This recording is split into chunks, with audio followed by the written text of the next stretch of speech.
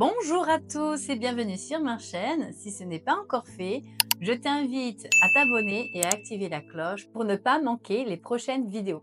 Chaque semaine, je publie une nouvelle vidéo pour t'aider à mieux comprendre l'amour et à vivre une relation plus saine, plus consciente, plus épanouissante. Et aujourd'hui, on va parler d'un sujet profond, quand la jalousie est liée à un traumatisme passé. C'est un thème qui touche de nombreuses personnes, parfois sans qu'elles en aient conscience.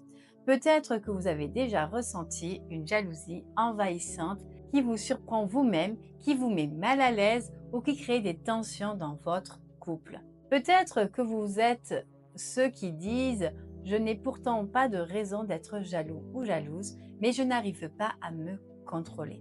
Ce type de jalousie, quand elle n'est pas déclenchée par un comportement objectif du partenaire, trouve très souvent sa racine dans une blessure du passé. Un abandon, une infidélité, un sentiment d'insécurité vécu dans l'enfance, des moqueries, des humiliations, un sentiment d'avoir été remplacé ou oublié.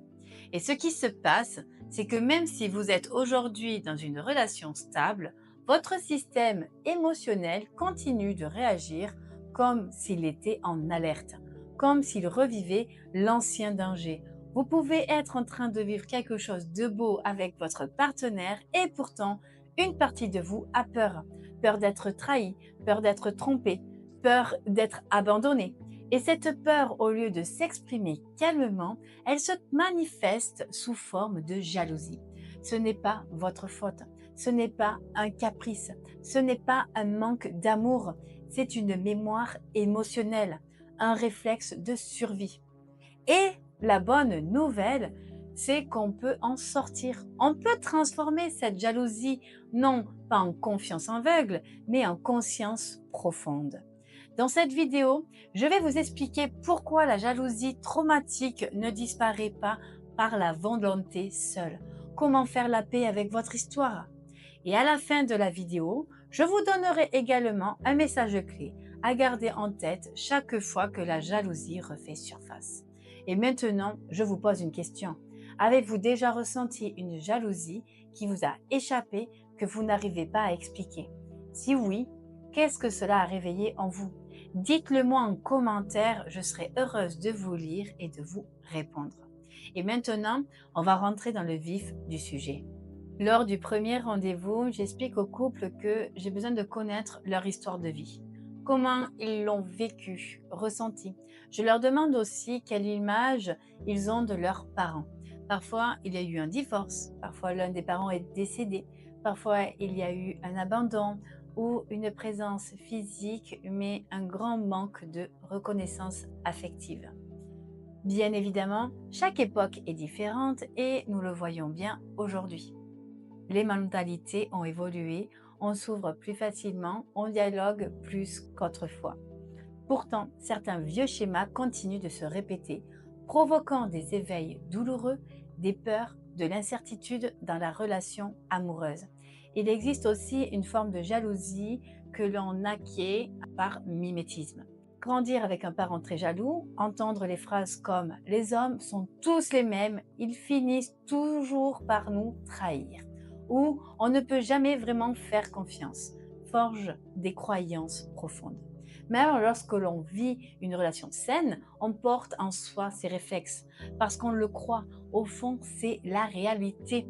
Ces schémas peuvent être dépassés grâce à des méthodes thérapeutiques adaptées. Il existe aussi la jalousie liée à l'expérience personnelle. Peut-être vous avez déjà été trompé, trahi, humilié dans une précédente relation. Votre estime de vous-même a pu s'effondrer et peu à peu, vous en êtes venu à croire que c'est normal, que l'amour est toujours associé à la souffrance. Pourtant, il est tout à fait possible de ne plus reproduire ces schémas. Il est même possible de se prémunir contre l'abandon en travaillant son estime personnelle. Dans l'une de mes vidéos, justement, je vous parle aussi de la séduction au sein du couple, dans l'épisode Comment raviver la flamme. Vous verrez que cultiver sa confiance en soi est un atout majeur pour diminuer la jalousie. Car si une personne vous quitte pour quelqu'un d'autre, ce n'est pas parce que vous n'étiez pas assez bien, c'est qu'elle n'a pas su reconnaître la personne formidable que vous êtes. N'oubliez jamais que vous êtes tous beaux et belles aux yeux de quelqu'un. Attention cependant, parfois, ce que l'on interprète comme de la jalousie est en réalité le reflet d'un comportement nocif pour soi et pour le couple. Ces comportements viennent souvent d'informations erronées reçues durant l'enfance, de croyances limitantes ancrées depuis longtemps. Il y aurait tant à dire sur la jalousie, mais retenez une chose essentielle. Lorsqu'elle se déclenche, elle est très souvent liée à une expérience passée et c'est notre enfant intérieur qui réagit émotionnellement pour nous protéger de la même souffrance. Même lorsque l'on rencontre une personne saine, il peut être difficile de se défaire de ces vieux schémas sans aide. Se faire accompagner pour comprendre l'origine de sa jalousie est souvent la seule véritable clé. D'ailleurs, c'est ce que je fais très souvent avec les couples et les personnes seules que j'accompagne. Nous remontons toujours à l'origine et lorsque celle-ci est mise en lumière, tout le reste s'éclaircit naturellement. L'amour de soi et l'image de soi sont d'excellentes manières de jauger sa jalousie. Car une jalousie légère, mesurée, peut aussi être vue comme une preuve d'amour, un rappel de l'importance que l'autre a pour nous. Voici une phrase que vous pouvez vous répéter. Je choisis d'être jalouse avec modération, car mon amour est un cadeau pour l'autre, tout comme il est une source de bien-être pour moi. Pour terminer, j'aimerais vous rappeler que je propose également de la thérapie de couple à distance pour tous les pays francophones et en présentiel dans le canton de Neuchâtel en Suisse. Mes accompagnements sont concrets, efficaces et les premiers résultats d'amélioration apparaissent souvent dès la troisième séance. Si vous sentez que cette vidéo vous a parlé, qu'elle a mis des mots sur ce que vous vivez, alors je vous invite à liker la vidéo, à la partager à un couple qui pourrait en bénéficier et à vous abonner à la chaîne si ce n'est pas encore fait. Toutes les informations dont vous avez besoin, vous les trouverez dans la description. Et je vous laisse avec cette phrase.